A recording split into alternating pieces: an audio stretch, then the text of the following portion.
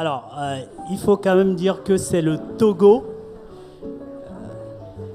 qui est à l'honneur.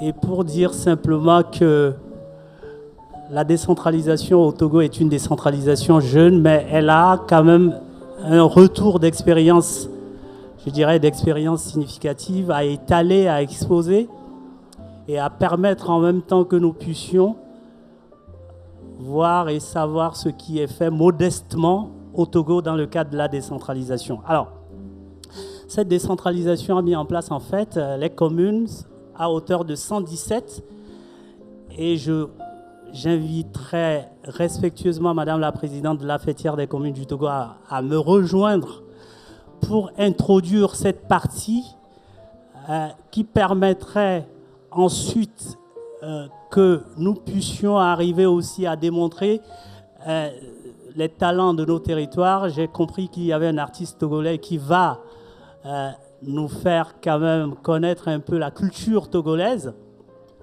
Et en même temps,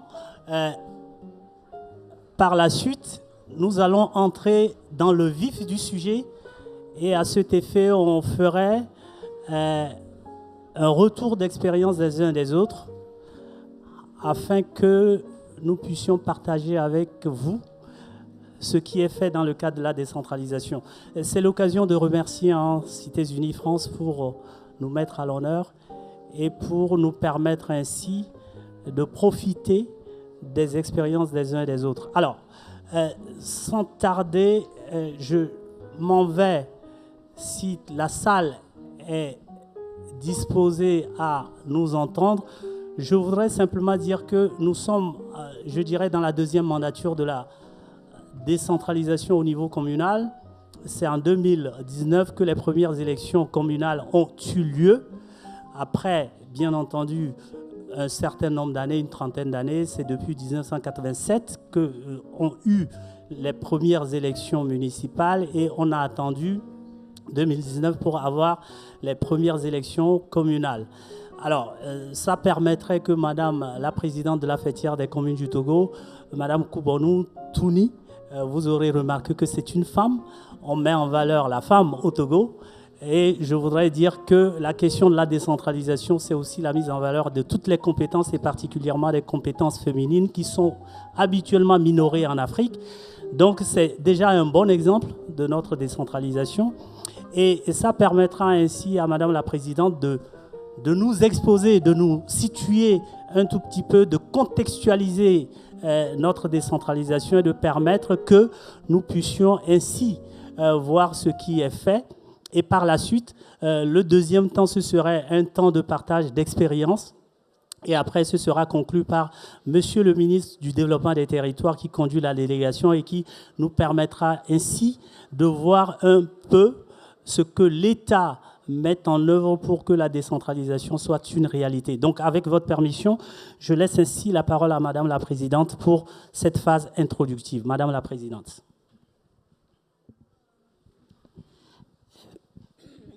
Merci au secrétaire exécutif pour la parole donnée. Monsieur le Président, Mesdames et Messieurs, en vos rangs grades, tout protocole respecté. Au nom des 117 communes du Togo et au nom de la Fêtière des communes du Togo, permettez-moi d'exprimer notre profonde gratitude à Cités Unies France pour avoir choisi le Togo comme pays à l'honneur de cette édition de RAI-CT. Nous remercions également l'État togolais ainsi que les ambassades du Togo et en France et l'ambassade de France au Togo, dont l'engagement a permis de faire de cette participation une réalité. Cette distinction est une immense fierté pour nos collectivités. Elle témoigne du chemin parcouru depuis la communalisation intégrale de 2019 et de la confiance accordée aux communes togolaises dans leur participation à construire des partenariats solides et durables. La Fêtière des communes du Togo est née en 2020 avec une ambition forte, fédérer 117 communes du Togo autour d'une vision commune de développement territorial. Aujourd'hui, elle est la voix des communes togolaises. Elle accompagne les collectivités dans le renforcement de leurs capacités, défend leurs intérêts, favorise leur autonomie et développe les coopérations en territoire au Togo comme à l'international. Afin d'accompagner cette ambition, la FCT a créé une commission coopération décentralisée chargée de promouvoir l'action internationale des communes togolaises, de développer les partenariats entre collectivités et d'accompagner les élus dans leur démarche de coopération. Cet engagement se traduit également par une initiative concrète portée par les communes. À titre d'exemple, la commune de Soutouba 1 a rejoint le réseau des villes des droits humains de cités gouvernements locaux unis, illustrant la volonté des collectivités togolaises à s'inscrire pleinement dans les réseaux internationaux et de promouvoir les valeurs de gouvernance locale, de droits humains et de solidarité entre territoires. Cette dynamique est aujourd'hui portée par des élus engagés qui œuvrent au quotidien pour renforcer la place des communes togolaises sur l'échiquier international. Au sein de la fêtière des communes du Togo, nous avons une branche féminine, le REFELA, le réseau des femmes élues locales d'Afrique, qui est une branche de CGLUA Afrique. Aujourd'hui, le Togo met en avant le genre féminin. C'est pour cela que vous allez constater que notre président du Conseil a fait la promotion du genre.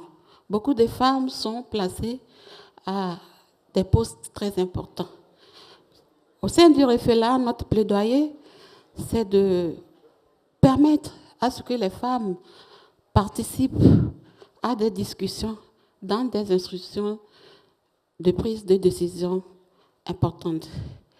Pour la petite histoire, au mandat passé, nous avions eu 12 femmes maires sur 117 maires. Donc, nous avons trouvé que c'était insuffisant.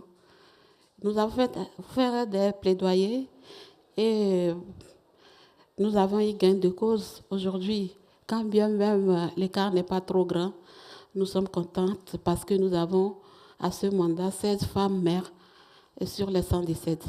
Je me dis que c'est en faisant de petits pas que finalement nous arriverons aux 100%, aux 50% que nous espérons.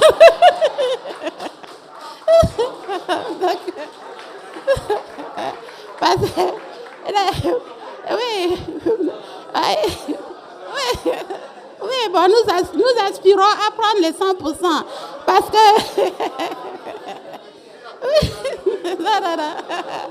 parce que les femmes sont nombreuses, hein, les femmes sont nombreuses. Qu'on le dise ou pas, en France, comme au Togo, la majorité de la population, ce sont les femmes. Donc, même si on ne prend pas 100%, si on prend 60%, c'est déjà bien. Donc, merci à vous, merci pour votre attention. Bon, avec ça, on finira par porter tous des jupes, hein, parce que... En tout cas, merci beaucoup, Madame la Présidente. Là, nous avons bien compris hein, que la décentralisation est en marche au Togo et ça participe du développement de nos territoires. Je voudrais ainsi inviter l'artiste togolais ici présent pour démontrer une part de la culture togolaise et une part, bien entendu, de la culture de nos territoires. Merci beaucoup. au-delà de nos défauts et nos défaites, de nos fautes à nos faits, de ce qu'il nous faut à nos faits, de nos infos, vrais ou faux en fait. Parce que le fond et la forme de nos phrases forment, je vous informe, tenez-vous confortablement, je ne déclame pas du faux parce que je sais ce qu'il vous faut. Mesdames, mesdemoiselles et messieurs, bonjour.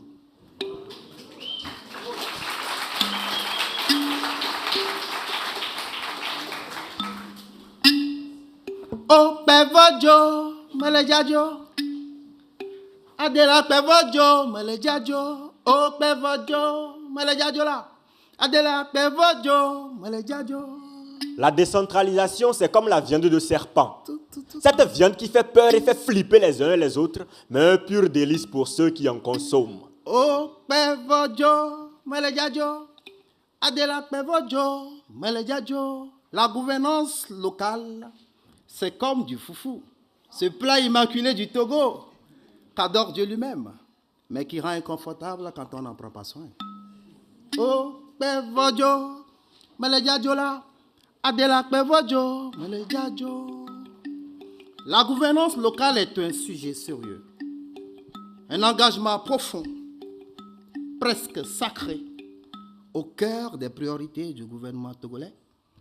La gouvernance locale est la prunelle de ses yeux. Et depuis quelques années déjà, elle est mise en marche, de façon sérieuse, simple et très très professionnelle. Et aujourd'hui, on peut oser même dire que cela marche comme sur des roulettes. Le pouvoir est donc descendu jusqu'à la base, dans les profondeurs phréatiques de la population, dans leurs besoins, dans leur histoire, dans leurs espoirs. Il y a de cela quelques années, on ne décide plus seul.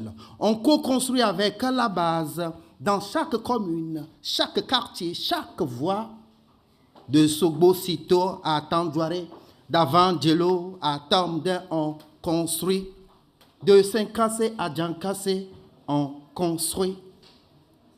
Et de cela nous envoie à rester dans un environnement harmonieux.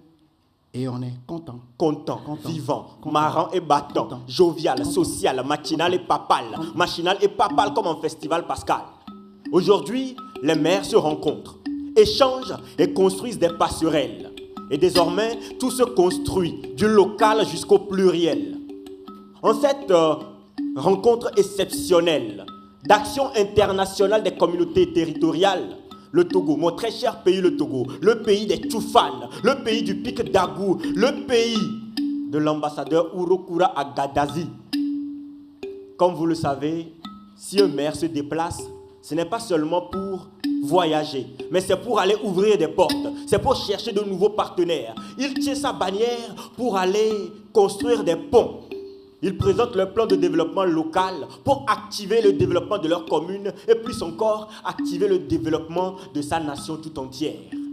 Et cela, on est calé, décollé, interpellé par chapelet, épelé, décollé, appelé en pèlerinage, car les décollé, les interpellé, par chapelet, les épelé, les décollé, les appelé en pèlerinage, car les décollé, les interpellé, par chapelet, les épelé, les décollé, les appelé en pèlerinage. Les ONG passent, les gouvernements accordent, mais la commune, elle vit, elle soigne, elle abrite, elle construit. Oui, aux partenaires du monde, en particulier la France, qui nous accueille et que je vous demande d'ovationner.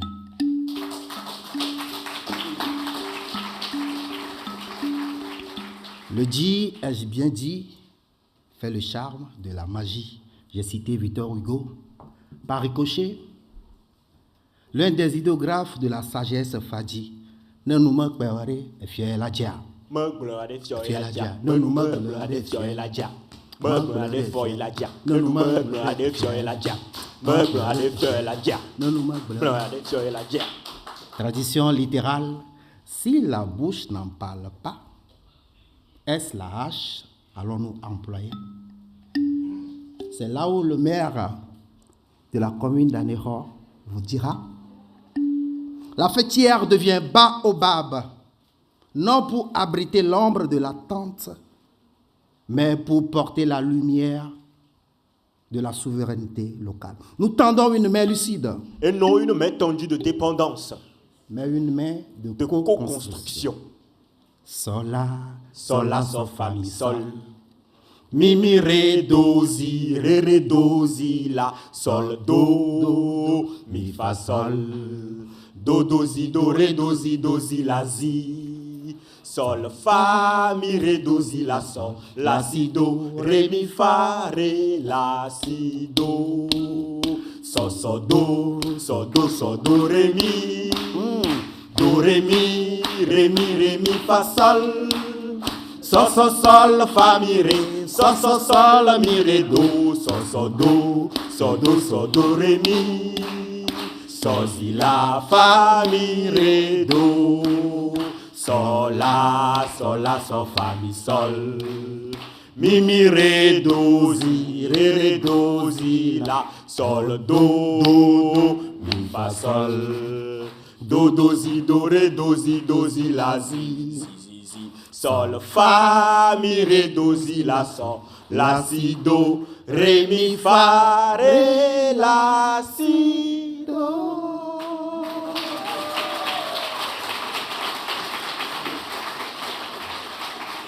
Tout le patrimoine immatériel du Togo vous transmet ses chaleureuses salutations. Merci. Merci.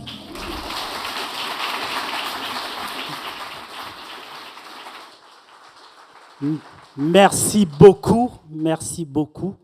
Comme je le disais tantôt, nos territoires ont de la valeur. Alors, je vais ainsi inviter mesdames, messieurs les maires du Togo à me rejoindre, accompagnés de monsieur Desbèves, qui, bien entendu, nous aide. Je nomme en premier monsieur le maire de Cloto 1, monsieur Atigakou. Ensuite, monsieur le maire de Lac 1, monsieur le sénateur maire de Lac 1, monsieur Akerebourou.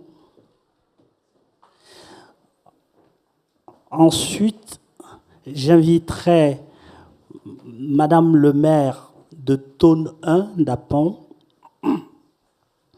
madame Lene,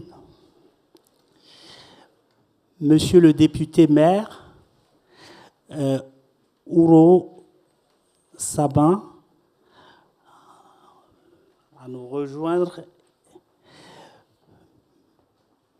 monsieur Debève, s'il vous plaît, et monsieur le ministre, avec votre permission, pour une conclusion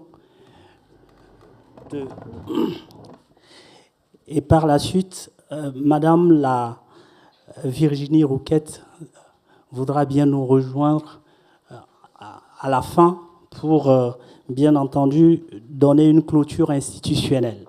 Alors,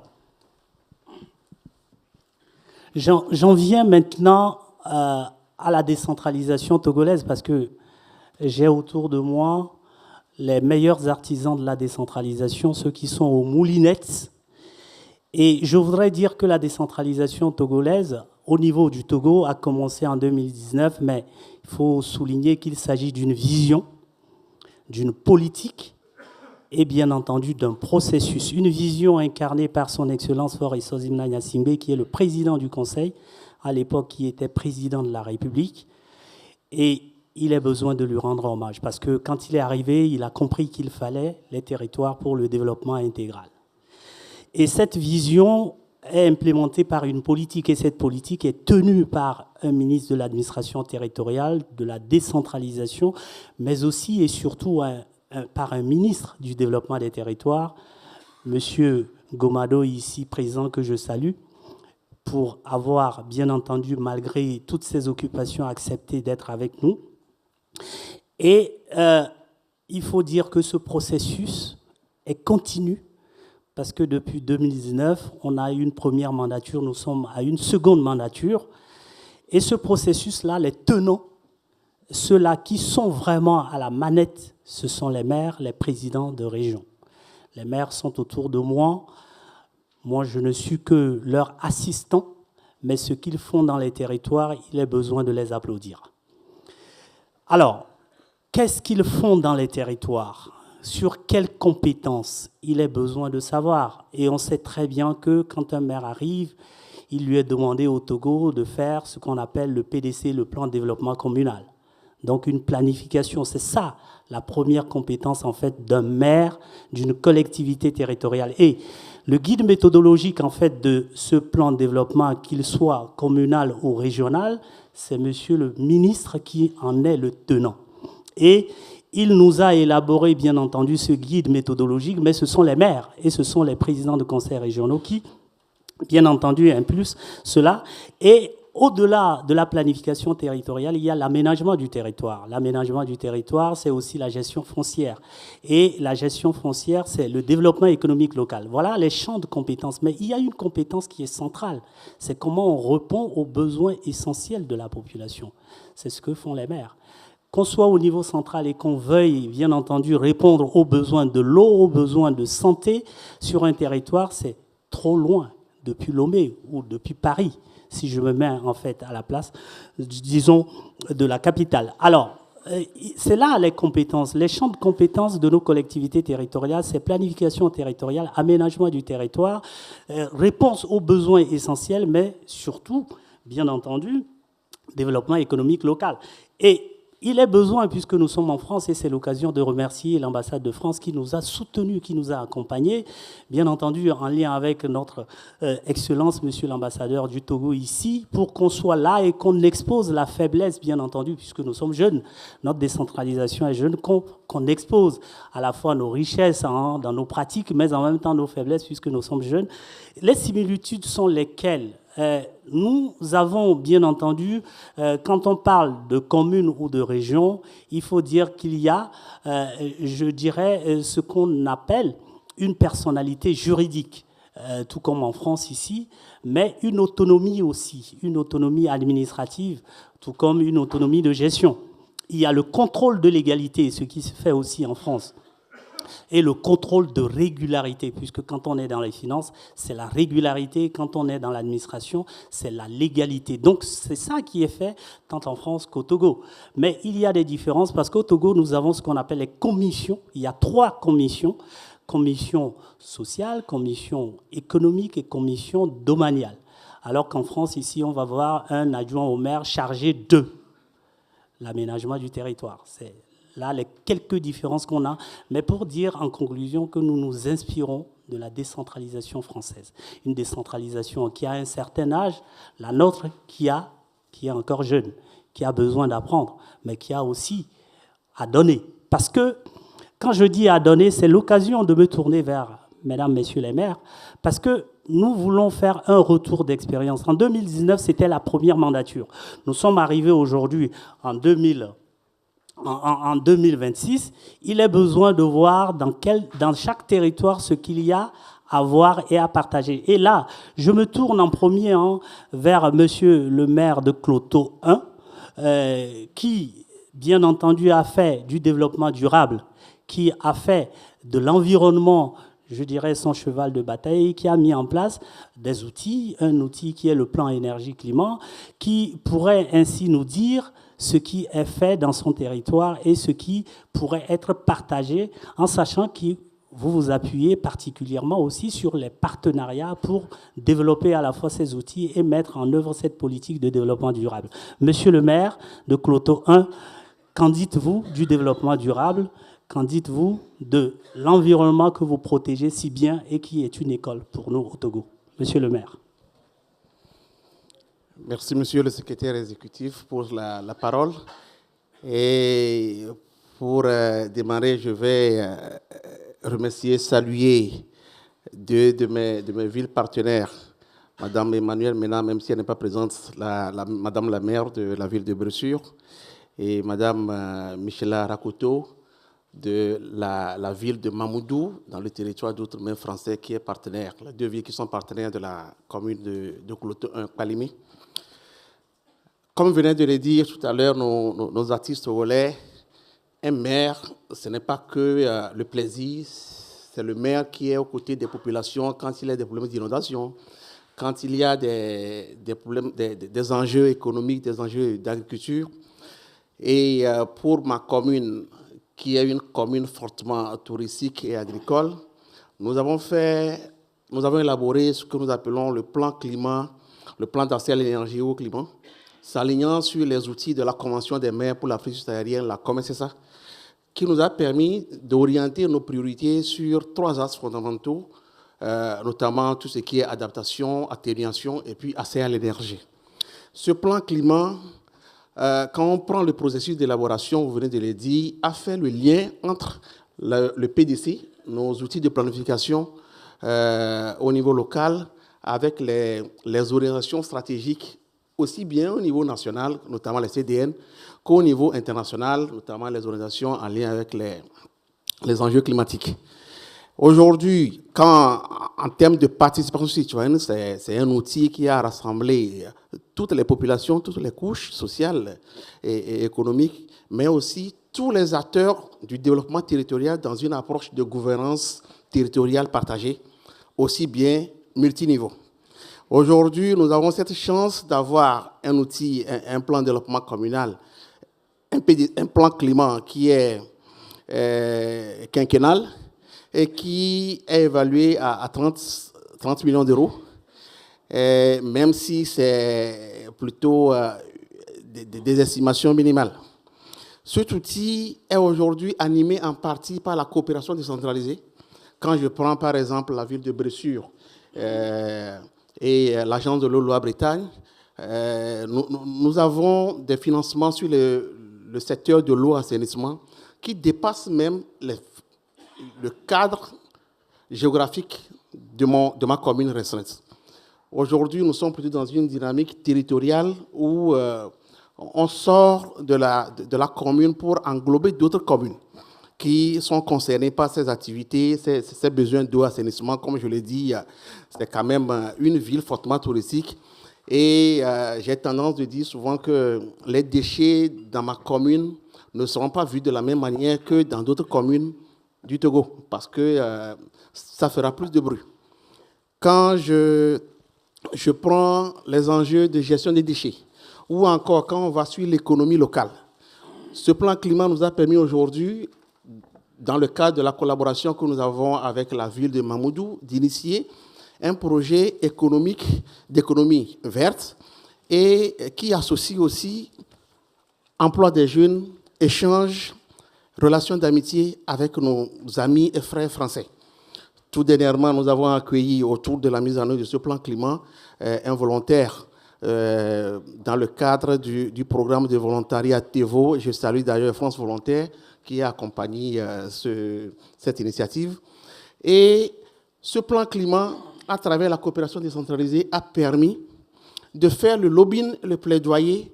C'est là où je dirais aussi que ce plan climat est un facteur de mobilisation de ressources plus importantes à travers, par exemple, la coopération bilatérale.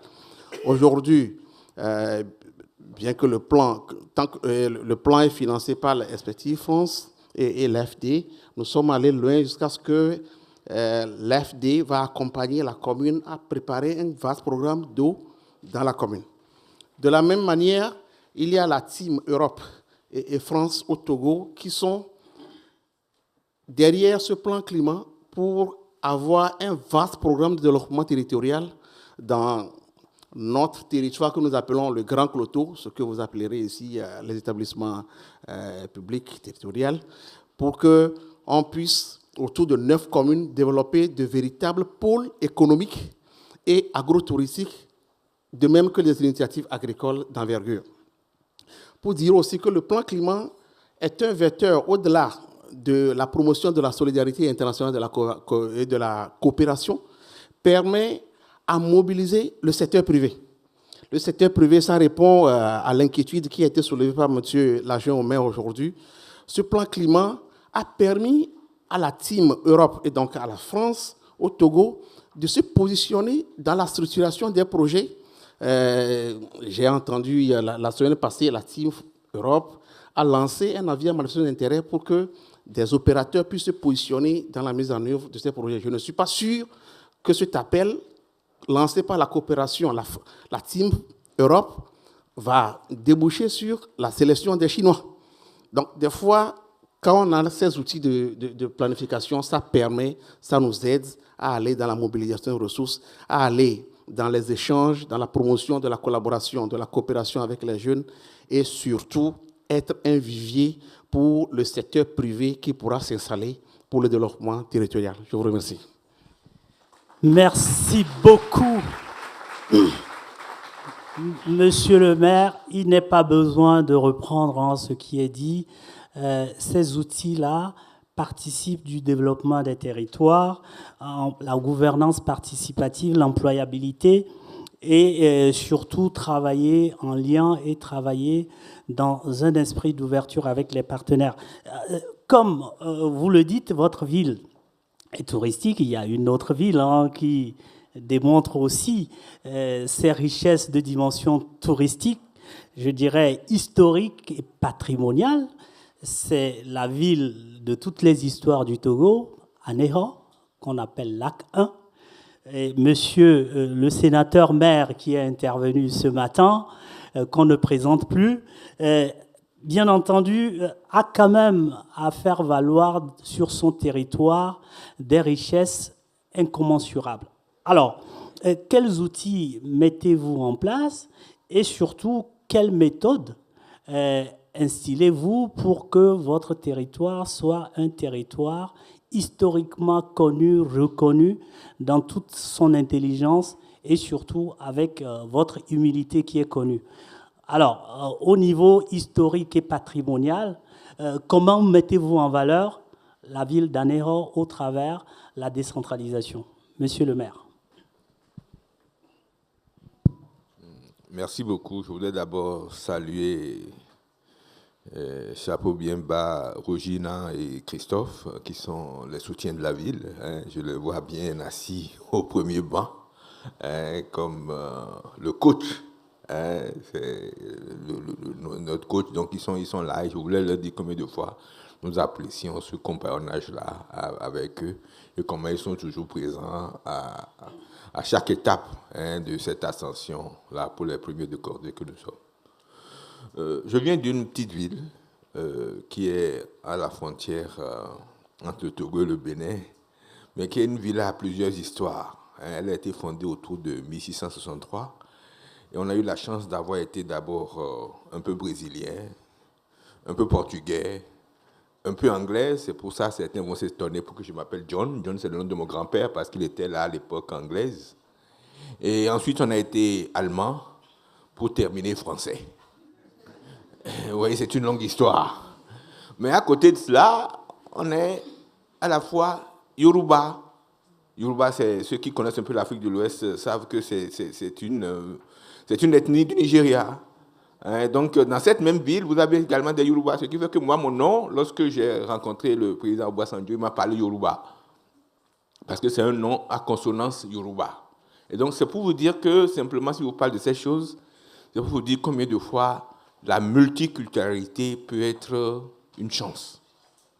Combien de fois cette ville arc-en-ciel-là peut être une chance. Et donc, cette ville qui a été 2 fois la capitale du Togo est une ville à la fois de tradition et de culture. De tradition, pourquoi? Parce que cette ville a une attractivité territoriale particulière. Parce que lorsque vous voulez parler de l'historique de la coopération entre les Yvelines et ma ville, en fait, elle a commencé par un malentendu. Ah oui, je vous dis que c'est un malentendu. Parce que nous avons reçu la visite de M. Tétard en 2007. Et lorsque nous avons amené sur la plage, parce qu'on a une très très belle plage, on lui a dit, mais on voulait développer le tourisme dans la ville. Là, M. Tétard nous dit, mais attention, vous voulez développer le tourisme dans la ville, mais avant que les touristes ne viennent, il faudrait que vous ayez une ville propre. Et donc, on a commencé par construire l'assainissement de la ville, notamment à travers différents programmes pour faciliter l'accès des ménages aux toilettes. On a mis en place un programme avec la IMF de ramassage des ordures. Et donc, on a construit une ville propre, mais tout cela en associant la population. C'est-à-dire qu'il faut associer les comités de quartier, les rois, parce que moi, j'ai également la particularité d'être une ville où vous avez 3 rois sur ce petit kilomètre-là. Hein? Je suis une ville à 3 trônes. Hein? Est-ce que vous voyez, c'est également une particularité de la ville. Donc, on a associé tous ces trônes-là pour construire une démarche participative pour créer ce que j'appelle de l'attractivité territoriale à partir de l'histoire de la ville. Qui est cette histoire arc-en-ciel ou qui est cette ville-là qui a connu la première ville qui a connu le christianisme, qui a connu les premières écoles du Togo, mais qui profondément a maintenu cette tradition. Et donc, c'est dans cette ville mais également que est prise un rite qu'on appelle la prise de la pierre sacrée, qui nous donne notre calendrier lunaire. C'est-à-dire que nous avons un calendrier lunaire qui est différent de celui du Togo, hein, notamment qui est fondé sur 13 lunes, hein, et qui détermine autour du mois de septembre quelle sera la couleur de l'année pour nous. Hein, et donc, c'est sur la base de cela que nous organisons un peu les activités traditionnelles. Donc, c'est pour dire que ce que nous voulons faire, c'est de développer l'attractivité du territoire.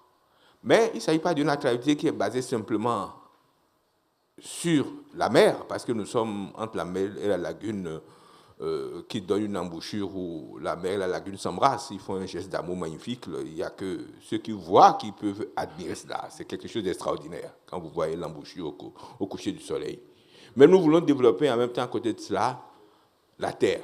C'est pour cela que nous créons ce qu'on appelle des îlots de forêt dans la ville, des forêts urbaines, hein, que nous créons pour permettre à celui qui vient dans la ville d'avoir l'opportunité d'aller à la mer, mais également de se promener dans les terres et également de créer quelques routes de tourisme qui sont liées aux traditions initiatiques de la ville.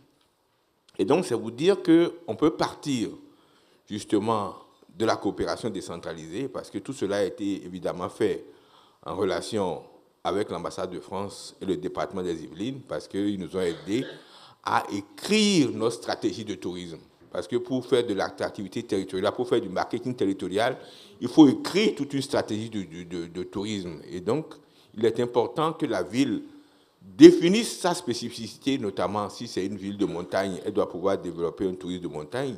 Si c'est une ville historique comme Aného, elle doit pouvoir développer un tourisme fondé sur l'histoire, sur la plage. Donc, cela dépend un peu de chaque ville, mais surtout de la vision. Et pour avoir cette vision-là, il faut faire une politique de concertation, parler avec tout le monde et entrer dans le programme d'action du gouvernement et pouvoir trouver son chemin, mais son chemin qui est fondé essentiellement sur la relation avec les voisins, notamment les communes voisines, parce qu'il y a un certain nombre de projets que vous ne pouvez pas développer tout seul. Lorsqu'un touriste vient dans votre ville, il va devoir aller dans les communes voisines. La deuxième chose, c'est le partenariat public-privé, parce qu'il faut pouvoir intéresser les entreprises privées dans la ville pour qu'ils viennent faire des investissements, parce que ce n'est pas le rôle fondamentalement de la mairie de procéder aux investissements. Et la troisième chose, c'est cette ouverture sur le monde, notamment avec la coopération avec les Yvelines, avec la coopération avec l'ambassade de France, pour mettre votre ville sur le toit du monde. Merci. Merci beaucoup. De l'attractivité des territoires, on va passer à la cohésion sociale pour voir dans la ville de Dapon, Tone 1, et dans la ville de Sokodé, Tchaoudjo 1, comment la cohésion sociale se traduit. Madame le maire. Merci. Nous profitons d'abord pour saluer la délégation d'ici les Moulineaux, nos partenaires, et pour que vous puissiez comprendre mieux le problème de la cohésion sociale et du vivre ensemble dans la région des Savanes, et spécifiquement dans Tone 1, permettez que je vous dise que Tone 1 est une commune frontalière au Burkina, au Ghana et au Bénin. Donc, suite au problème de la crise du Sahel, nous avons eu à rencontrer surtout beaucoup de vagues de déplacés. Donc, la commune s'est mobilisée pour recevoir ces réfugiés D'abord, par des actions de sensibilisation, d'information et d'éducation, puisqu'il fallait d'abord sensibiliser les populations sur la situation de cette crise liée au débordement de la crise du Sahel, mais aussi sensibiliser cette même population à accueillir les réfugiés. Il était question également de renforcer les capacités de la communauté pour pouvoir accueillir les réfugiés.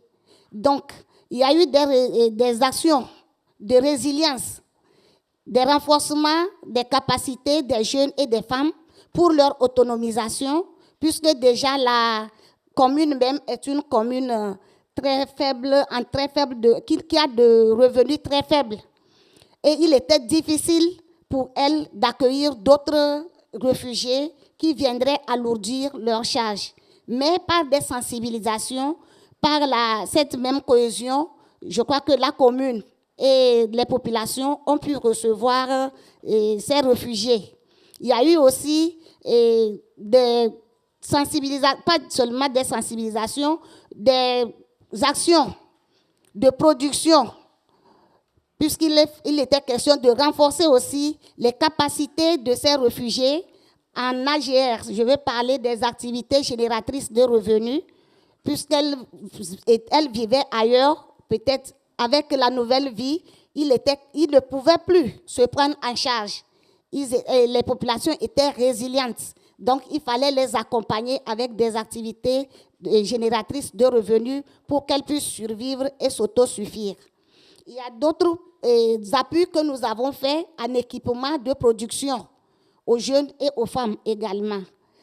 Et nous avons aussi facilité l'accès à des microfinances pour que les jeunes ou bien les réfugiés puissent avoir accès et pouvoir développer leur commerce ou leurs activités et continuer leur insertion socio-professionnelle. Mais ce n'est pas la commune seule qui a tout fait. Nous avons eu l'appui de l'État et aussi de nos partenaires techniques et financiers. Au-delà de ça, cela ne s'est pas fait sans difficulté. Nous avons eu des difficultés à maîtriser le flux de vagues de réfugiés qui arrivaient du niveau du Burkina ou du côté du Bénin. Donc, la commune était aussi confrontée aux problèmes de moyens matériels et surtout à l'insuffisance des infrastructures scolaires et aussi sanitaires. Il fallait donc créer des situations adaptées pour pouvoir recevoir ces vagues de réfugiés, ce qui n'était pas du tout facile. Il y a aussi un problème qui était lié au comportement, à la stigmatisation. Il n'est pas tout de go facile de quitter un milieu et venir s'insérer facilement dans un nouveau milieu.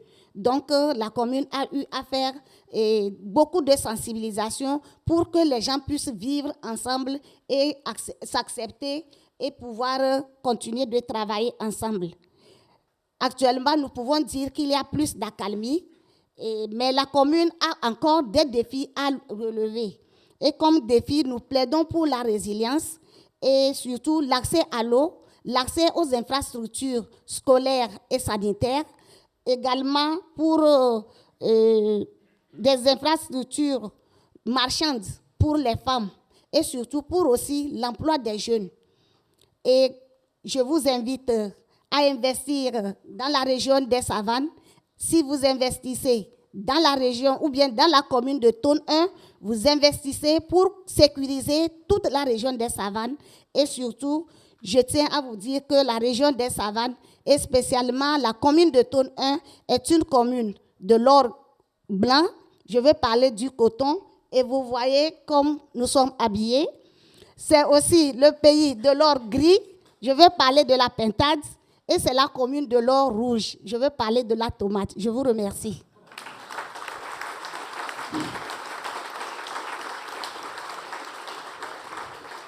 Merci beaucoup. La parole à monsieur le député maire pour Sokode.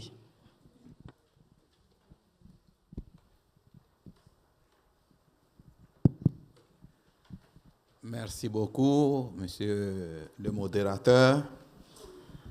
Je voudrais remercier tous ceux qui ont organisé cette rencontre qui nous permet aujourd'hui de prendre la parole pour présenter nos communes et de ce que nous faisons dans nos communes. Je voudrais parler de la commune Tchaoudjo 1, mais je dirais Sokodé. Nous avons à parler du vivre ensemble.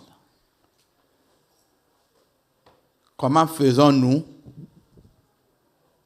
pour promouvoir le vivre ensemble? Pour Tchaoudjo 1, on n'a pas besoin. Pour Sokodé, on n'a pas besoin de promouvoir le vivre ensemble. C'est une ville par essence, une ville du vivre ensemble. Sokodé est la ville la plus cosmopolite du Togo. Quand je rencontre des gens que je me présente comme maire de Sokodé, ce que j'entends, ah, j'aime Sokodé. J'ai vécu à Sokodé, j'en garde de bons souvenirs. J'ai demandé à certains pourquoi. Des gens me disent, quand vous arrivez à Sokodé, quand vous vivez à Sokodé, quand vous n'êtes pas Sokodé, vous vous sentez chez vous. Ce qui signifie, de nature, l'homme de Sokodé, dans sa vie, cultive le vivre ensemble, permanemment. Sokodé est justement au centre du Togo. Quand vous divisez le Togo en deux, vous tombez sur Sokodé. C'est une ville carrefour. Et de Sokodé, vous pouvez aller partout. Non seulement dans le Togo, vous pouvez aller au Ghana, au Bénin, au Burkina. De Sokodé, vous pouvez aller partout. Et donc, la conséquence, comme c'est une ville carrefour, tout le monde vient de partout et s'y installe aisément, facilement. Conséquence, on a cultivé le vivre ensemble historique. Avec le désordre mondial aujourd'hui, il peut y avoir quelques perturbations. Mais Sokodé n'a pas de perturbations. Pourquoi? Parce que nous sensibilisons permanemment.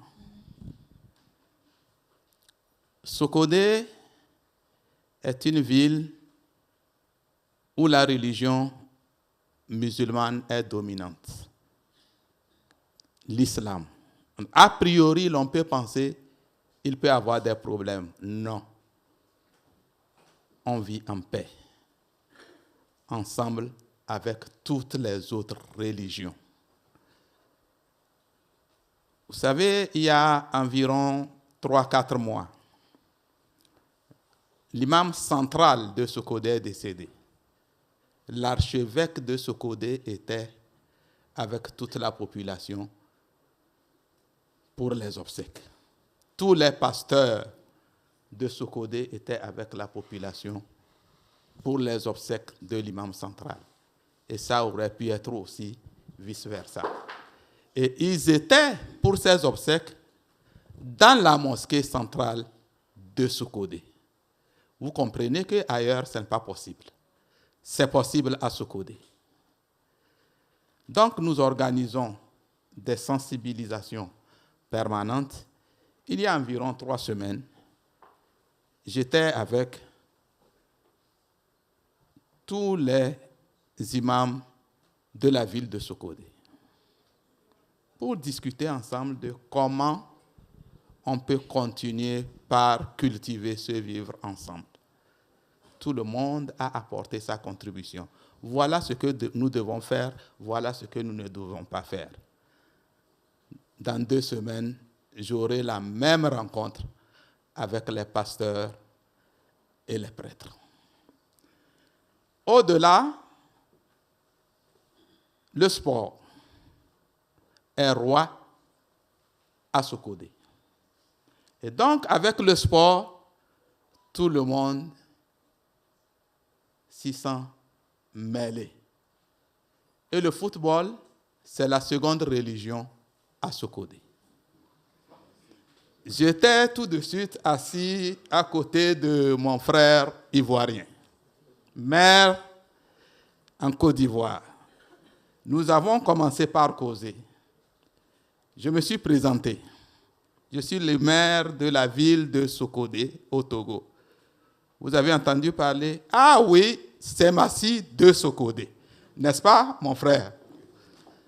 Ça signifie que toute l'Afrique connaît Sokodé par le football.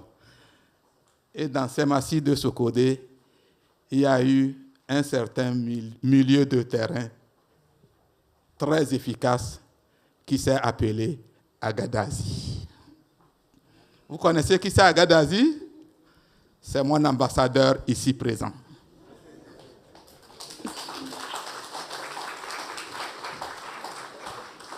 Donc, le football constitue l'élément de cohésion de notre ville aussi. Quand vous dites le football, tout le monde est là et tout le monde se sent de Sokodé. Même ceux qui ne sont pas de Sokodé se sentent de Sokodé. Donc nous allons promouvoir cela. Bon, depuis un bout de temps, avec les ONG, nous avons fait la promotion des logements sociaux, du partage du matériel pour aider les populations vulnérables financièrement et économiquement, afin que tout le monde se sente bien à Sokodé. De toutes les façons, le Togo, dans la sous-région, est déjà réputé comme le pays le moins cher de la région. Sokodé est la ville la moins chère du Togo. Vous y êtes invités, vous serez très bien accueillis et vous n'accepterez plus retourner d'où vous venez. Je vous remercie. Merci. Merci beaucoup. Merci beaucoup, monsieur le maire de Sokodé, Tchaoudjo 1. Vous nous faites une transition assez facile, hein, parce que Christian Devève connaît très bien la région centrale. Et dans le cadre de la coopération décentralisée, c'est l'occasion de nous faire, de partager avec nous toutes les expériences vécues dans le cadre de la décentralisation au Togo. Monsieur Christian Devève. Merci. D'abord, je veux confirmer que Sokodé est une ville très accueillante, puisque j'y étais l'année dernière. Et j'ai compris que, vous connaissez tous l'expression « tous les chemins mènent à Rome », mais j'ai compris qu'en Afrique, on disait « tous les chemins partent de Sokodé ». J'ai bien appris. Si, je ne veux pas contredire, parce que déjà que la présidente de la fêtière nous a trahi ses objectifs tout à l'heure en disant que c'était 100% des femmes, donc je suis maintenant... je pense qu'on va rajouter dans la coopération entre la région Grand Est et la région centrale un atelier pour protéger un peu les hommes quand même là. Trêve de plaisanterie, mais c'est aussi ça l'amitié entre nos pays. C'est aussi savoir partager des moments d'humour et de rire ensemble. C'est très important. Alors la région Grand Est, qui est là maintenant 3 anciennes régions réunies, effectivement, là on parle souvent des communes, là on va parler des régions, est partenaire de la région centrale depuis 1987.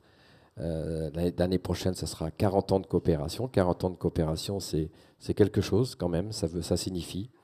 C'est donc on est un peu une sorte de témoin privilégié, monsieur le ministre, de l'évolution de la décentralisation et de l'action du gouvernement togolais sur ce sujet. C'est une relation qui nous permet aussi d'avoir un regard un peu à long terme sur cette évolution de la décentralisation togolaise, dont on voit qu'elle s'accélère. Et je veux dire tout de suite que la coopération internationale, elle accompagne cette dynamique, mais ne la crée pas. C'est vous qui la créez. Et la coopération internationale décentralisée, elle vient soutenir une volonté qui est déjà portée par les collectivités togolaises. Et les étapes décisives de la décentralisation, qui ont été les mises en place des collectivités territoriales, vous l'avez dit tout à l'heure, par d'abord les élections municipales de 2019, avec un retour d'une gouvernance locale démocratique, élue après de nombreuses années, qui maintenant permettent aux communes de plus en plus d'exercer pleinement leurs compétences. Les premières élections régionales 2024, on en parlait tout à l'heure, ont marqué quand même une avancée historique. et ont permis l'installation des conseils régionaux et de leurs exécutifs. C'est donc la naissance d'un nouvel échelon de gouvernance territoriale. Et pour la région Grand Est, évidemment, pour nous, région, c'est évidemment une évolution particulièrement significative. Parce que maintenant, on a un homologue au Togo, la région, nos deux régions, et un homologue régional avec lequel on peut construire un partenariat politique et technique entre collectivités de même niveau. C'est donc pour nous une nouvelle phase de région à région. Et ce renforcement du partenariat, qui permet d'envisager de nouvelles perspectives pour approfondir la coopération, partager des expériences en matière de développement territorial, de planification, de formation des élus, vous en parliez tout à l'heure, monsieur le sénateur, ou encore de politique publique régionale. Effectivement, on a tout de suite vu que les collectivités togolaises, qu'elles soient régions ou qu'elles soient communes, avaient des atouts nombreux comme partenaires de coopération. Et le premier, je veux le dire devant monsieur le ministre, c'est l'implication politique très forte des élus locaux. Ça, c'est très important dans la relation de coopération. S'il y a une implication forte des élus locaux, nous, on le ressent tout de suite. Et c'est aussi un garant de sécurité de ces coopérations et d'avancée. Et ça, c'est quelque chose que je voulais souligner en premier, partout où je vais, et en particulier dans la région centrale, il y a de Sokodé évidemment, c'est l'implication des élus, qui ont aussi une excellente connaissance des territoires et des besoins des populations, avec une vision de leur développement, soit de construire des réponses adaptées aux réalités locales. C'est souvent le cœur de nos discussions, et ça c'est très important aussi pour pas, comme on dit, taper à côté. Il ne s'agit pas d'apporter quelque chose, non, il s'agit de construire des choses ensemble sur la base d'analyses qui sont faites localement, qui donc permettent d'identifier au mieux les besoins et donc du coup d'adapter notre coopération. C'est comme ça que je crois que la coopération nouvelle, je ne sais pas si elle est nouvelle, mais en tout cas c'est une coopération, vous le disiez je crois aussi monsieur le sénateur ou monsieur le député ce matin, ou vous monsieur le secrétaire exécutif, c'est quelque chose qui se construit ensemble. Et ça on le constate de plus en plus et c'est très important pour nous aussi. Parce que quand on est dans nos collectivités et qu'on parle à nos collègues élus, il ne s'agit pas juste de faire passer un rapport dans une commission et de dire voilà, on met tant de sous pour faire telle chose. Non, c'est pas ça. On explique comment les choses se sont construites. Et du coup, c'est mieux partagé. Donc c'est mieux compris aussi. Et dans ces temps difficiles, c'est important, monsieur le président de CUF et maire de Montpellier, c'est important que les élus et les citoyens français aussi comprennent pourquoi on fait ces opérations, pourquoi on les fait ensemble. Je crois que dans les temps, et vous comprenez ce que je veux dire à demi-mot. Voilà, donc les bénéfices de cette coopération centralisée sont tant pour les collectivités françaises que pour les collectivités togolaises. Pour les collectivités françaises, elles retirent aussi de nombreux bénéfices de la coopération. Meilleure compréhension des enjeux internationaux, c'est aussi important dans le cadre des discussions qu'on peut avoir autour d'un verre, autour d'une table. On parle évidemment politique. Et c'est important aussi d'avoir la vision de nos partenaires sur ce qui se passe dans le monde, dont on l'a vu hier, et vous l'avez dit, monsieur le président, et la ministre l'a dit, je crois aussi, dont on voit les soubresauts qui interpellent partout. Et donc il est important qu'entre partenaires aussi, on échange sur ces sujets et qu'on n'ait pas juste une vision franco-française, mais qu'on ait aussi une vision partagée et d'avoir votre avis sur ces mouvements, ces bouleversements, et il faut le dire, les guerres qui commencent un peu à pulluler. Voilà, on disait aussi également mobiliser les expertises, mobiliser les acteurs locaux, développer les compétences interculturelles, on en a parlé aussi ce matin, l'ouverture internationale, je viens d'en parler, et l'enrichissement des propres pratiques. On voit aussi que maintenant, c'est quelque chose qui est partagé. Bon, la canicule qu'on subit en France, vous avez une habitude sur le sujet, et bien nous aussi, on va apprendre de vous sur ces sujets. La coopération, elle est dans les deux sens. Voilà. Donc, pour conclure, merci. L'importance de ces partenariats durables, c'est donc fondé sur la réciprocité, je crois que c'est quelque chose d'important, la confiance et le partage d'expériences.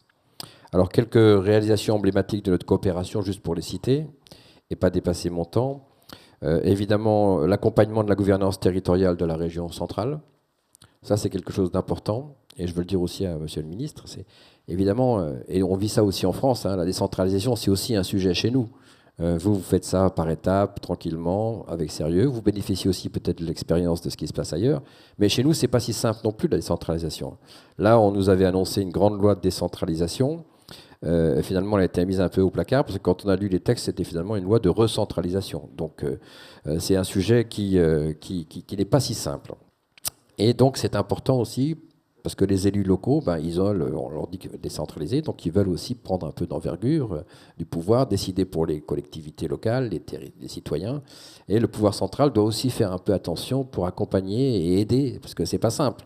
Le pouvoir central, ils veulent toujours garder le pouvoir, c'est normal, et les élus locaux, ils veulent toujours en avoir un peu plus. Il y a là un petit conflit qui est naturel, il faut qu'il existe. Voilà, donc on fait des projets de sécurité alimentaire et d'agroécologie sur lesquels on travaille, le soutien à l'égalité entre les femmes et les hommes avec la codicile que j'ai indiqué tout à l'heure, maintenant je vais faire attention, le projet de gestion intégrée des ressources en eau, l'échange entre collectivités, administration et acteurs de terrain, monsieur le sénateur, vous l'avez dit, c'est vrai, c'est pas que uniquement des fonds, il y a des choses qui sont importantes, c'est le transfert de compétences et les formations. Voilà ce que je voulais dire, merci. Merci beaucoup, monsieur Debève. Sans transition, je laisserai la parole à monsieur le ministre pour une conclusion rapide. Merci, docteur. Je voudrais, dans un premier temps, au nom de toute la délégation togolaise des 117 communes, manifester notre gratitude une fois encore à la coopération française pour cette opportunité et rendre vraiment hommage aussi aux 117 maires du Togo qui font vraiment un travail efficace sur le terrain malgré leur jeune âge. Et vous allez remarquer que la présentation des uns des autres met en exergue une spécificité de chaque territoire, mais il faut reconnaître qu'à travers la fêtière des communes du Togo, il y a une mutualisation et l'un des objectifs de la fêtière aussi, c'est d'amener les communes togolaises à s'entraider. Et c'est pour ça que vous allez voir que non pas seulement les communes togolaises ont des partenariats avec les communes françaises, mais entre elles aussi, elles développent ce partenariat et vous allez voir une commune qui va vers une autre commune qui l'encadre, soutient pour le projet de développement.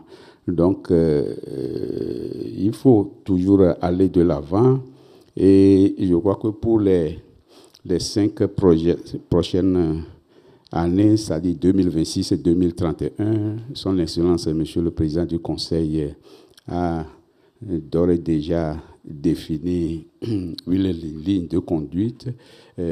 C'est au niveau de notre territoire, c'est rassembler, protéger et transformer. Donc, c'est sur ce triptyque que nous sommes en train de travailler maintenant. Donc, j'invite les uns les autres à rester soudés tout autour des 117 communes de notre cher pays, le Togo, et qui, d'ores et déjà, partagent les orientations du président du Conseil, parce que la paix dans la sous-région ouest-africaine, la paix en Afrique et la paix dans le monde entier commence par nos territoires. Je vous remercie. Merci. Merci beaucoup. Je voudrais inviter Madame Roquette de nous rejoindre, mais aussi Monsieur le délégué des collectivités territoriales, Monsieur Chollet, si vous l'autorisez. C'est Monsieur le Président qui monte alors. Pardonnez-nous, mais d'accord. comme nous avons Monsieur le courtier qui est nouveau directeur de l'AFD qui est là et qu'il a à 14h un conseil d'administration, on bouscule un tout petit peu le protocole. Donc nous vous prions de nous en excuser. Voilà, y compris sa prise de parole se fera ici et pas pendant au moment déjeunatoire. Je voudrais donc merci, et c'est l'occasion de montrer à Monsieur le directeur de l'AFD précisément ce que fait Cité Unie France. Et on est très heureux d'avoir comme pays invité à l'honneur le Togo et de saluer Monsieur le ministre, Monsieur le sénateur et mes chers collègues maires. Voilà, et Christian qui apporte une coopération extrêmement forte. Voilà, Monsieur le directeur, une illustration très concrète du rôle de Cité Unie France, d'une coopération très, très forte. Je voudrais avoir quelques mots à votre endroit pour l'AFD d'abord. Je le dis, c'est un partenaire essentiel pour Cité Unie France, bien sûr, mais c'est un outil indispensable pour la France surtout, l'AFD. Et l'année dernière, des propos très durs ont été menés, venant de rangs politiques divers, mais quand même qui ont cherché à jeter à la vindicte l'action de l'AFD. Et je veux ici réaffirmer notre soutien. Soit nous sommes un pays qui se replie, une France-rance, soit nous sommes une France ouverte, dans un esprit de dialogue, de coopération, d'échange mutuel, et nous avons besoin de l'AFD. Et je veux ici réaffirmer tout notre soutien. Ensuite, monsieur le directeur, Cité Unie France est un partenaire pour l'AFD. Nous venons de signer une convention et nous vous remercions de l'engagement financier pour ces rencontres que nous tenons et l'accompagnement que vous menez et avec de nombreuses collectivités de par le monde pour mener des projets importants au service d'un développement respectueux, équilibré pour relever les objectifs de développement durable. Et donc, c'est pour nous un grand honneur que de vous recevoir à l'occasion de ces rencontres de l'action des coopérations internationales des collectivités. Pardonnez-moi, je me suis trompé dans l'acronyme, je me fatigue un peu. Voilà, de vous recevoir ici, et je vous cède la parole. Je le dis à titre très amical aussi, je vous retrouve avec beaucoup de plaisir, parce que vous êtes un des très grands diplomates de notre pays. On a eu l'occasion de vous rencontrer justement dans une action de coopération à travers notre jumelage avec Fès et nos relations avec le Maroc, et vous avez été un ambassadeur très précieux pour les collectivités qui sont venues sous votre mandat. Et donc je sais qu'à la tête de l'AFD, je peux en témoigner, eh bien, les collectivités territoriales ont un allié très précieux. Voilà, merci Monsieur Courtier, je vous cède la parole.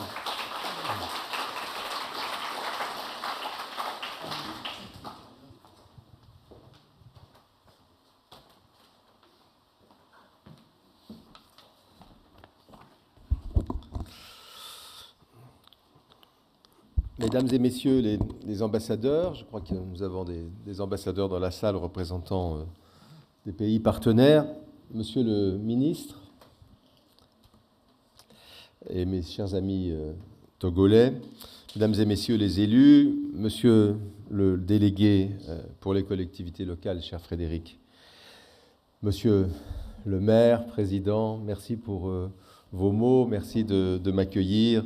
Désolé d'interrompre un peu le déroulement de cette fin de matinée, mais je voulais pour rien au monde rater cette occasion de m'exprimer devant vous, de me présenter devant vous. Je n'ai pas pu participer à l'ouverture hier parce que j'étais retenu à l'Assemblée nationale et au Sénat, mais je serai le plus bref possible pour vous indiquer ce que pour l'AFD ces rencontres signifient, et au-delà de ces rencontres, la coopération des collectivités territoriales et le rôle que l'AFD peut y jouer.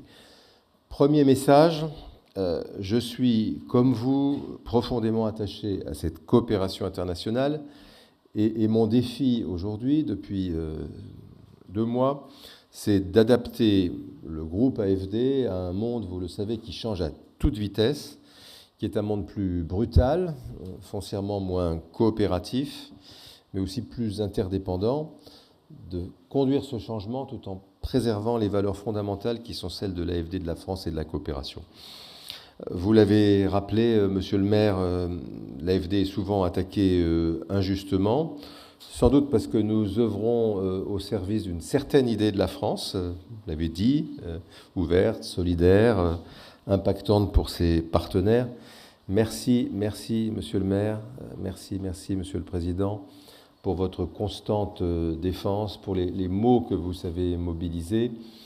Je crains que nous ayons encore besoin de vous dans les semaines et les mois à venir sur ce sujet.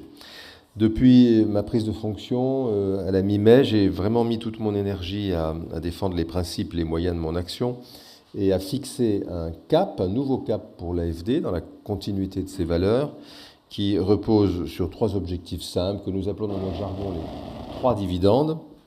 Le premier, le plus important, le dividende systématique, est et restera le dividende de développement pour répondre aux besoins des pays partenaires, avec un accent mis, c'était bien dit tout à l'heure, sur la croissance, sur les emplois, sur les infrastructures, mais aussi bien entendu sur la lutte contre la pauvreté. Ce sont des éléments centraux qui vont désormais guider notre action, même si, encore une fois, de ce point de vue-là, rien n'est nouveau. Notre deuxième objectif, notre deuxième dividende est lié à l'intérêt pour la France, les Français et l'Europe de ces partenariats. Il y a matière, et vous le faites, monsieur le maire, à démontrer que la politique de coopération de la France, elle est certes bonne pour nos amis, pour nos partenaires, mais elle est tout aussi bonne pour nous.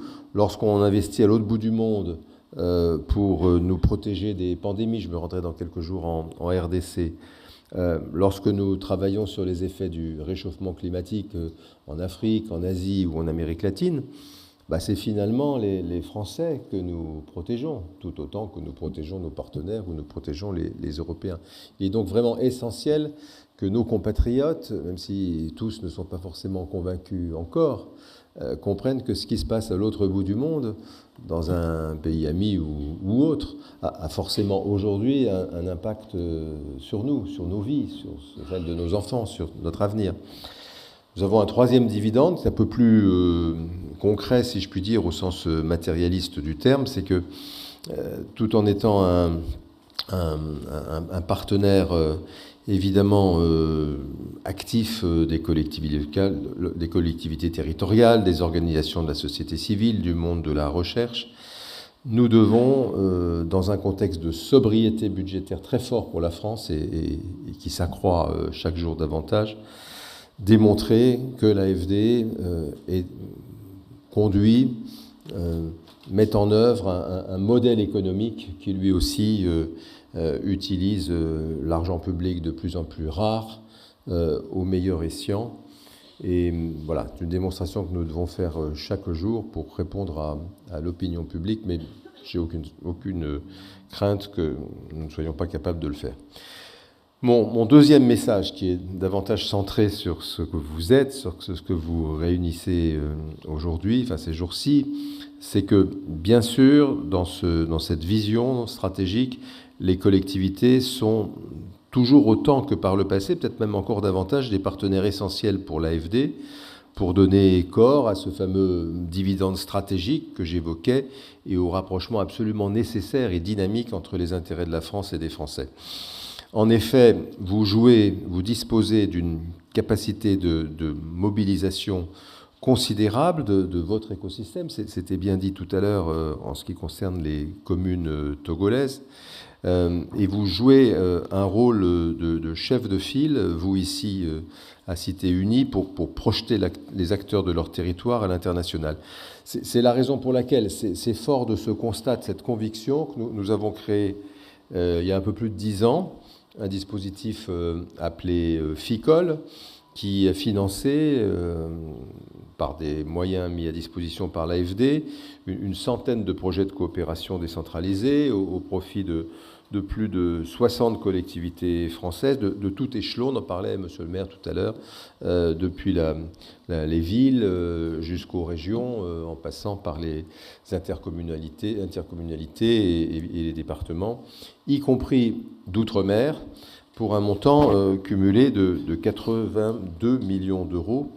Et à travers la FICOL, l'AFD est aujourd'hui un partenaire financier important de dispositifs qui soutiennent l'action à l'international des collectivités, avec encore une fois la conviction que dans bien des domaines, ce sont les collectivités françaises et les collectivités étrangères qui détiennent la clé du caractère impactant des projets, beaucoup plus que des organisations qui seraient trop loin du terrain. Je l'ai vu au Maroc récemment. Ces projets sont des vecteurs d'apprentissage réciproques, mutuels. Je pense en particulier à des choses que nous avons su faire avec des collectivités marocaines et françaises sur la lutte contre le changement climatique, sur la gestion de l'eau, de la santé publique ou de l'aménagement urbain. À chaque fois, ce dialogue a été fécond. Il a été fécond dans le sens France-Maroc, mais il a été extrêmement fécond, nous en parlions tout à l'heure, dans le sens Maroc-France, parce que notre conviction, ça a été dit tout à l'heure, c'est que dans le monde d'aujourd'hui, confronté à tant de défis, un pays comme la France a énormément à apprendre d'expériences qui se font ailleurs. Et si nous bouchons les oreilles et nous fermons les yeux sur ce qui se passe chez vous, nous finirons rabougris comme une pauvre peau de chagrin, incapables finalement de lire, de décrypter le monde dans lequel nous sommes et a fortiori de trouver des solutions pour répondre à ces défis. Plusieurs projets FICOL ont bien illustré cette réciprocité dans des domaines variés. Je pense à la santé, une coopération entre la ville de Mulhouse, je crois qu'il y a un représentant dans cette salle que je salue, et la communauté urbaine de Mahajanga à Madagascar, ça c'est dans la santé. L'animation de la participation citoyenne, qui est quelque chose d'essentiel, à travers la coopération entre les villes de Los en Goël dans les Hauts-de-France et Yaoundé 6 au Cameroun. Coopération en matière culturelle entre la métropole du Grand Angoulême, je crois qu'il y a quelqu'un qui est présent dans la salle, et une municipalité mexicaine qui s'appelle Zapopan. Mais nous n'oublions pas, et nous y pensons d'ailleurs toujours, que la France dispose aussi de territoires en outre-mer, un peu dans tous les océans encore, et que ces territoires ont une vocation de coopération régionale peut-être encore plus forte, parce qu'ils sont un élément d'une région ou d'un océan, comme l'appelle l'AFD. Et par exemple, nous avons soutenu un projet de la Polynésie française à travers l'Institut Louis Mallardet, qui a permis une montée en compétences dans l'île et l'État de Fidji dans le domaine de la veille sanitaire et épidémiologique, et qui a donné du coup à Fidji une vraie capacité, une vraie expertise en matière de rayonnement régional. Enfin, il ne faut pas oublier, je le dis pour les élus français, mais c'est vrai aussi pour nos amis venus d'autres pays, on ne peut pas exclure totalement l'importance des retombées économiques directes pour les territoires français. Je suis originaire de Normandie. La Normandie travaille depuis de nombreuses années à Madagascar avec des acteurs économiques normands comme Etikable ou Good Épices, qui se sont renforcés qui ont travaillé à renforcer les capacités de l'écosystème agricole de la région, d'une des régions de Madagascar, mais contribuer de cette manière à structurer leur propre filière d'approvisionnement en épices et en fruits, et c'est une très belle réussite. J'arrive, rassurez-vous, à la dernière partie de mon intervention, mais je voulais quand même pouvoir vous dire tout ce que nous pensons de cette coopération. Dernière idée, les collectivités constituent également un vecteur d'ancrage territorial important pour l'AFD, en favorisant l'appropriation de solutions, de modes de gestion à la française. Je pense à une coopération entre la ville de Paris et Brazzaville dans les déchets. Je pense également à de nouveaux projets qui sont en train de se développer un peu partout sur les agences de l'eau, sur la coopération décentralisée. Si l'on en vient au projet FICOL, je crois qu'on peut dire qu'ils permettent de tester des approches innovantes Et l'idée, c'est qu'à partir d'un exemple, d'un projet, on puisse envisager de passer à l'échelle, à ce moment-là avec des financements plus consistants, notamment des financements souverains, qui démultiplient l'empreinte France. Nous l'avons fait, par exemple, avec la ville de Hanoï, au Vietnam, qui a demandé à l'AFD de financer 7 pôles d'échange multimodaux. Il y avait des études de trafic qui avaient été réalisées. Le partenaire français a été assez naturellement la région Île-de-France. Et aujourd'hui, on a démontré, pour cette ville de Hanoï, dont la croissance démographique est très importante, l'urgence, l'importance, mais aussi la manière de pratiquer l'intermodalité. C'est un sujet que vous connaissez bien chez vous, entre métro, bus et aménagement urbain. Le résultat a été l'augmentation de la fréquentation de son nouveau métro. Donc c'est vraiment quelque chose qui a réussi et qui est exemplaire et que nous souhaiterons pouvoir encourager ailleurs. J'arrive à ma conclusion avec évidemment la nécessité d'un langage franc vis-à-vis de nos collectivités et vis-à-vis aussi de nos partenaires. Nous sommes aujourd'hui dans une situation budgétaire qui nous amène à faire des choix. Parmi ces choix, il y a évidemment le maintien de moyens pour la collectivité à travers les collectivités locales françaises. Vous avez vu le ministre des Affaires étrangères récemment, il est très engagé sur ce sujet, hein, n'est-ce pas Frédéric ? Et il y a de bonnes nouvelles de ce côté-là, qui sont, par les temps qui courent, même de très bonnes nouvelles, si je puis dire. De notre côté, nous allons faire en sorte de faire évoluer le dispositif du FICOL, mais sans pour autant le faire disparaître. Et c'est une manière de vous réaffirmer que vous êtes des partenaires essentiels et que c'est avec vous que nous devons concevoir et mettre en œuvre cette évolution, ce renouvellement du FICOL. Moins de moyens financiers, certes, mais aussi l'occasion du coup de réfléchir de manière plus stratégique encore à de nouvelles priorités géographiques sectorielles d'une part, mais aussi à la manière dont nous pouvons ensemble rechercher des sources de financement nouvelles. Nous en parlions, monsieur le maire, dans le cadre de l'activité de l'AFD. Ça a été fait avec le FICOL, mais on peut le faire désormais au-delà du FICOL. On a des idées pour ça. La référence, par exemple, du métro de Hanoï et du tram de Rabat, même si le premier a été fait avec le FICOL, sont de bonnes références. Il existe des poches de financement que nous pouvons mettre davantage au service des partenariats entre les collectivités locales françaises et les collectivités locales de nos partenaires. Je crois que c'est vraiment une piste qu'il faut essayer de creuser. Et donc, mon dernier mot sera pour vous dire que nous sommes fiers et vraiment engagés à poursuivre ce que nous avons fait ensemble. Nous ne contestons pas les difficultés des temps.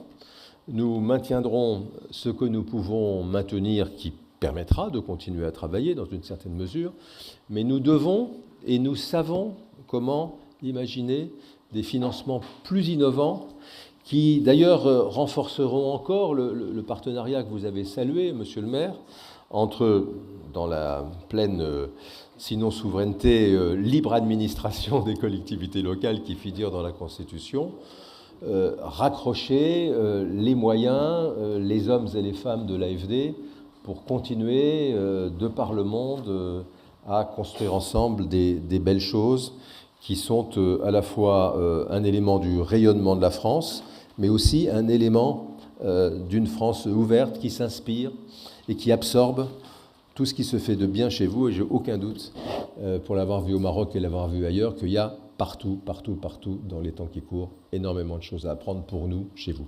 Merci beaucoup à tous de votre attention.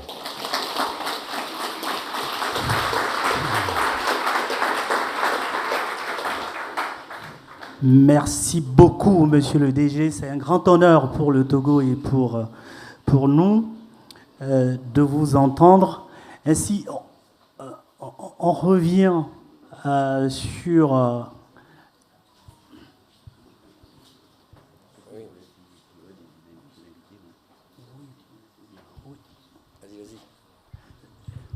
Oui, monsieur le DG, Monsieur le DG, Monsieur le directeur général. Monsieur le directeur général, je voudrais dans un premier temps vous dire un sincère merci pour votre présence malgré votre calendrier très chargé.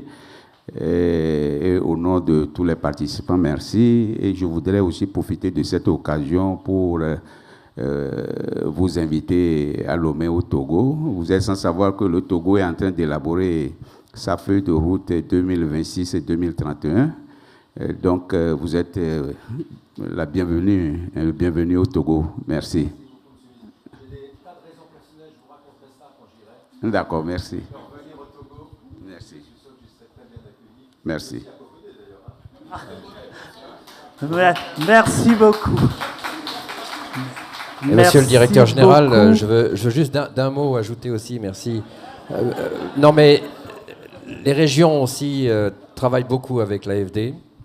Les projets ne se font pas sans l'AFD. Et moi, je veux m'associer à ce qu'a dit, peut-être de manière un peu plus politique, parce que moi, je suis un peu plus libre dans mon expression, ce qu'a dit Michael sur les attaques lourdes, injustes, mais très politisées qu'a subi l'AFD. Et le président Franck Leroy, président de ma région, s'associe complètement et dans l'esprit de ce qu'a dit Michael. Sans l'AFD, on a tous écrit sur les frontons de nos mairies liberté, égalité et fraternité. Le travail qu'on fait avec les collectivités et l'AFD, c'est un peu la part de fraternité qu'il y a en nous tous. Et je crois que dans les élections présidentielles internes, c'est un message interne, pardon pour nos amis, mais ça compte aussi pour tout le monde. Il va falloir savoir dans quel camp on se place. Voilà. Et quelle idée de la France on se fait, vous l'avez dit tout à l'heure, et moi je partage ça, mais je sais que Michael le partage aussi, et beaucoup dans cette salle aussi. Voilà, je voulais le dire.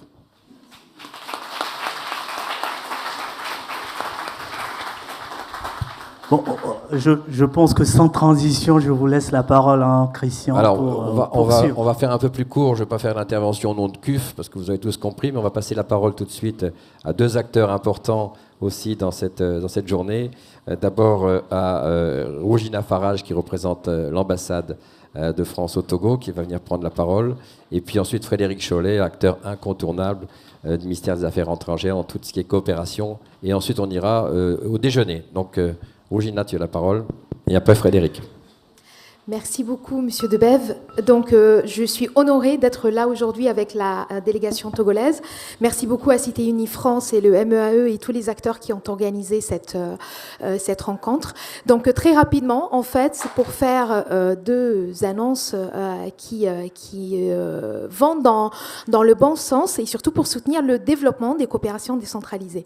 Donc, la première, elle est plus technique et opérationnelle. C'est vraiment la stratégie de gouvernance territoriale de l'ambassade de France au Togo, que nous avons développée il y a quelques mois maintenant et qui a été effectivement validée par notre ambassadeur de France, qui n'a pas pu être là malheureusement, Monsieur Augustin Favreau, ambassadeur de France au Togo. Et cette stratégie nous permet surtout de mobiliser tous les acteurs de l'équipe France dans l'AFD qui a été représentée tout à l'heure. Donc ça va dans le sens justement de ce qui a été dit. L'objectif, c'est surtout coordonner nos actions pour plus de projets qui ont de l'impact sur les territoires togolais. Et la deuxième chose, qui sera beaucoup plus concrète, encore plus que la stratégie, c'est que dans le cadre du projet Fonds Équipe France, qui est piloté par l'ambassade de France au Togo et qui permet l'appui à la gouvernance territoriale auprès des territoires togolais, nous lançons un fonds d'appui aux coopérations décentralisées.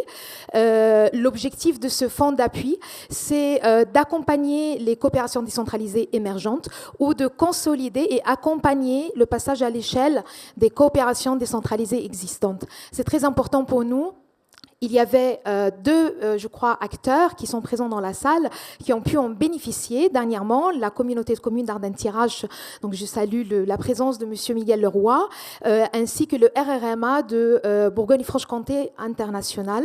C'est très important pour nous d'activer un outil qui permet à ces acteurs français de travailler avec leurs partenaires et leurs pairs togolais. Et l'objectif de cet outil, je le rappelle, c'est vraiment d'être un accélérateur pour les coopérations décentralisées entre les deux collectivités. Merci beaucoup.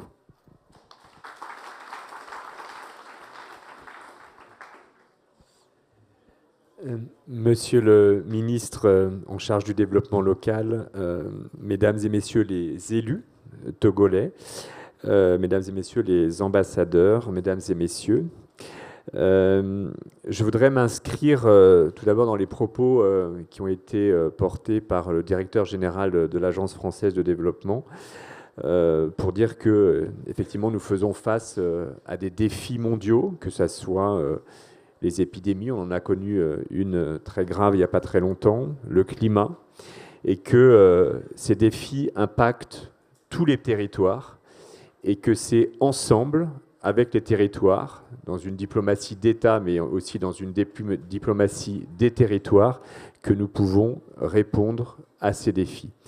Et la coopération décentralisée dans ce contexte est évidemment un outil non seulement précieux, mais indispensable. Au terme de cette séance plénière, je voudrais d'abord remercier chaleureusement l'ensemble des intervenants et des participants pour la qualité des échanges que nous venons d'avoir. Cette mise à l'honneur du Togo dans le cadre des rencontres de l'Action internationale des collectivités territoriales illustre la vitalité d'un partenariat exemplaire entre collectivités françaises et collectivités togolaises. Les échanges de ce matin nous l'ont rappelé avec force. La coopération décentralisée n'est pas un supplément d'âme de notre politique étrangère. Elle en est l'une des expressions les plus concrètes, au plus près des citoyens et des territoires. À la délégation pour les collectivités territoriales et la société civile, nous sommes particulièrement fiers d'accompagner cette dynamique. Derrière chaque projet, il y a des élus engagés, nous l'avons vu dans vos témoignages, des équipes territoriales qui vous soutiennent, des associations, des citoyens qui font vivre au quotidien une coopération qui est fondée sur la confiance, le partage d'expériences et la recherche de solutions communes et concrètes.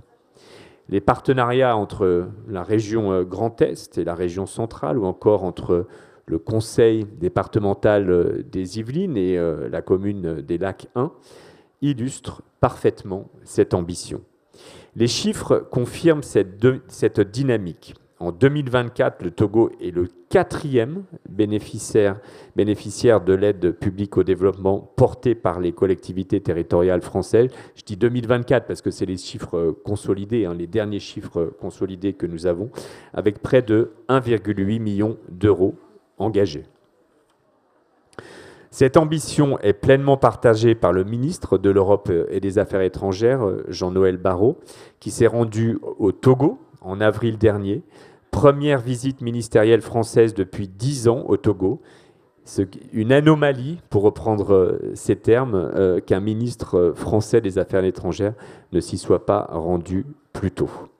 Lors de son déplacement à Anéo, on a parlé de votre commune, monsieur le maire, il a pu constater combien la coopération décentralisée produit des résultats tangibles pour les territoires comme pour les populations.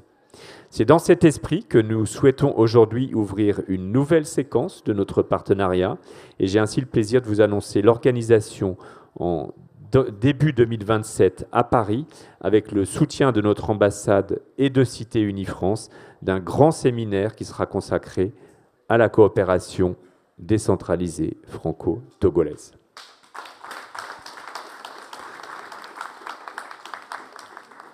Ce rendez-vous aura une ambition simple, rassembler tous les acteurs engagés, valoriser les réussites de nos territoires, faire émerger de nouveaux projets et donner un nouvel élan à notre coopération. Dès les prochaines semaines, nous engagerons sa préparation avec les élus français et togolais. Car la coopération décentralisée est bien plus qu'un instrument de développement, elle est une diplomatie de la confiance, une diplomatie des territoires, une diplomatie démultipliée qui construit des ponts là où d'autres voient des frontières, qui rapproche les peuples et qui donne tout son sens au partenariat entre la France et le Togo. Continuons donc à faire vivre cette ambition avec la même énergie, la même exigence et la même confiance dans l'avenir. Je remercie très sincèrement l'ensemble des élus togolais et français pour leur engagement. ainsi que Cité Unie France pour l'organisation de cette rencontre. Je vous remercie.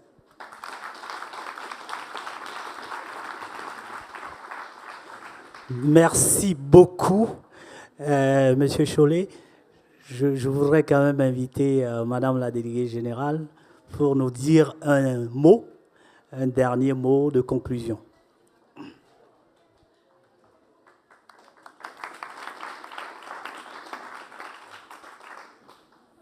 Je vous cède ma place. C'est très gentil. Je ne sais pas si c'est tout à fait protocolaire de prendre la parole après un représentant de l'État, mais je pense que Frédéric ne m'en tiendra pas à rigueur. Je voudrais simplement vous remercier toutes et tous de votre écoute jusqu'à cette heure avancée de la matinée, de votre engagement, des présentations extrêmement enrichissantes et claires. Merci, Monsieur le Ministre, de nous faire l'honneur d'être présent à nos côtés, à l'ensemble, d'une fois encore, de la délégation togolaise. Merci, Christian, aussi, de ton engagement pour accompagner cette délégation et cette coopération décentralisée.